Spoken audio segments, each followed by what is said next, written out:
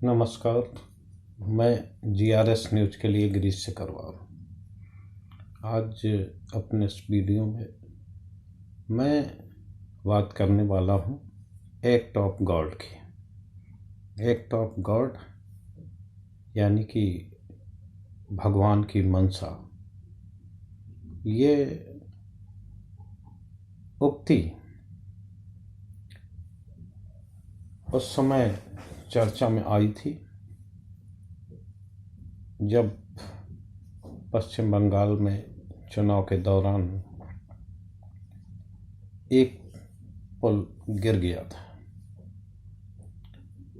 उस प्रधानमंत्री नरेंद्र मोदी ने उस समय ममता सरकार को घेरते हुए इस उक्ति का प्रयोग किया था, एक्ट ऑफ गॉड या फ्रॉड। आज यही बात गुजरात में मोरबी में जो पुल गिरा है, उसको गिर के करीब 4 दिन हो गए हैं, तो उस पर अब लागू हो रहा है। लेकिन प्रधानमंत्री और पूरी भारतीय जनता पार्टी जो उस समय बहुत गदगद थी राज्य सरकार को घेरते हुए, वह अब सुरक्षात्मक स्थिति में आ गई है और वो खुद को बचाने के लिए अब इस शब्द का प्रयोग करें। निश्चित तौर पर जब हम सभी लोग परेशान होते हैं और हम लोगों के सामने कोई रास्ता नहीं बचता है, तो अमूमन हम लोग एक तरह का प्रयोग करते हैं कि ऐसी ही भगवान की इच्छा होगी। लेकिन कल ओरोवा कंपनी के मैनेजर, जिनको मोरबी के पुल के पुनर्निर्माण का काम मिला था, उनके मैनेजर दीपक ने अपने बयान में जब ये बताया कि ये एक्ट ऑफ गॉड यानी कि मोरबी पुल पे जो कुछ हुआ वह भगवान की मंशा थी। निश्चित तौर पर इस पर सवाल खड़े किए जा सकते हैं, क्या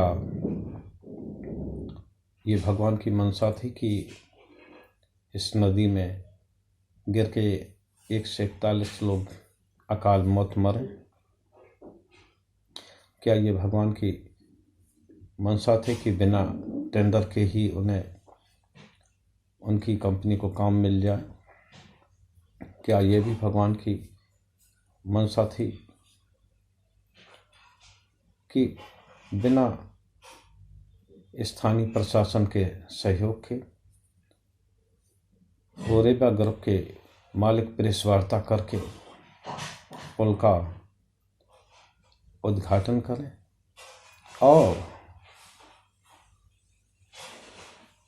क्या ये भी भगवान की मंशा थी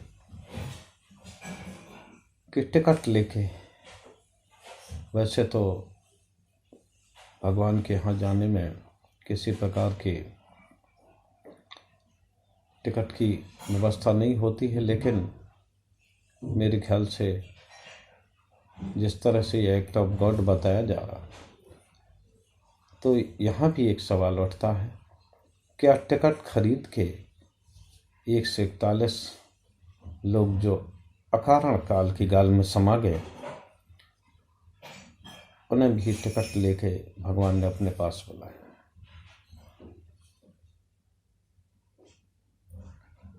जिस तरह से एसआईटी का गठन राज्य सरकार ने इस मुद्दे पर किया, उससे ऐसा नहीं लगता है कि इस जांच से न तो पीड़ित परिवार को कोई राहत मिलेगी और न ही किसी भी जिम्मेदार का कुछ होने वाला है। शुरू से ही राज्य सरकार और स्थानीय प्रशासन की मंशा घटना के दोषियों को बचाने की रही, क्योंकि न तो एफआईआर जो मजबूरन करने पड़ी, वैसे तो अगर चुनाव का माहौल नहीं होता तो हमारे ख्याल से प्रशासन एफआईआर भी दर्ज कराने की जहमत नहीं उठाता। एफआईआर दर्ज हुई लेकिन किसी का नाम नहीं, कोई दोषी नहीं। जब बहुत दबाव पड़ा तो 9 लोगों को जिनकी गिरफ्तारी हुई है,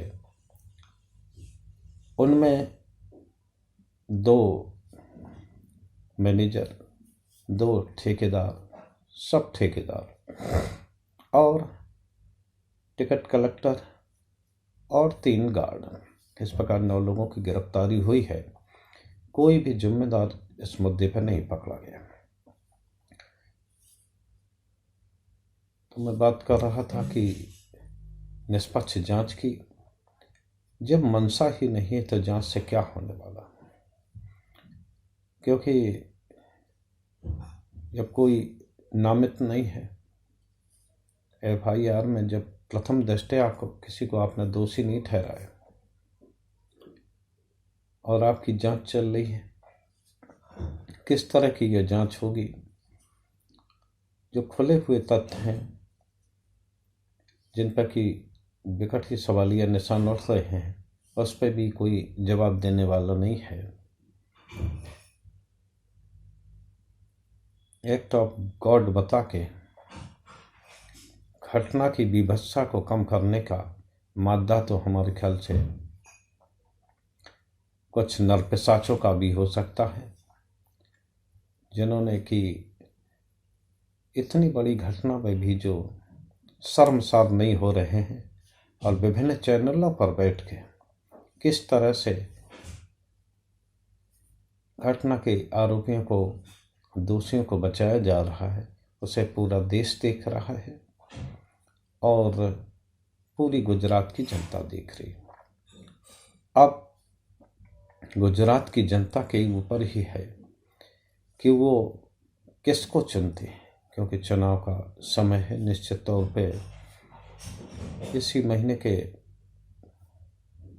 उस तक चुनाव की घोषणा भी हो जाएगी और चुनावी समझौता इस माह के लास्ट तक हो ही जाएंगे या दिसंबर के पहले सप्ताह में, और दिसंबर के पहले सप्ताह के बाद भी मतगणना भी होनी है। लिहाजा वहाँ की जनता अब वो जो भगवान की ईश्वरी कार जो है, ईश्वरी कार को अपने उसमें बदले और बहुत दिन से जो लोग सत्ता में बैठे हैं उनके लिए कोई नियम कायदा लागू नहीं उन पर होता है, सत्ता के मद में अंधे हैं, उन्हें ईश्वर की मनसा मानकर उन्हें सत्ता से बाहर करें और खुद ऐसी आगे आके ऐसे जनप्रतिनिधि चुने जो कम से कम उनके लिए काम करें और किसी भी मुद्दे पर छिपने के बजाय हम जनता के बीच में रहें और उसे जनता के भलाई के लिए ये सब काम हो। इसलिए लेकिन ये भी तब होगा जब वहाँ की जनता अपने कर्तव्य को समझेगी, उससे कोई ईश्वरी कार्य नहीं मानेगी। तो लिहाजा गुजरात की जनता से निवेदन है कि ज़्यादा से ज़्यादा जनसंख्या में अपने मुद्दों पर सत्ताधीशों को घेरे और चुनाव आने पर अपने सही जनप्रतिनिधियों का चुनाव करें। जय हिंद।